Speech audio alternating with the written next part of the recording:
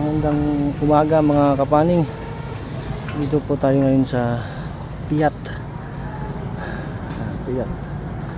Sakop ng Cagayan.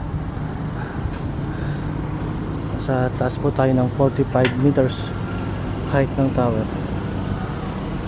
Yan po yung simbahan ng Piat. Basilica of Our Lady of Piat. Ayan po siya, ang ganda, laki. Yan. Dito tayo sa 45 meters tower.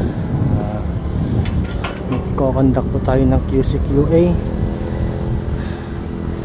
para po sa ating ISDP. Ayan ho.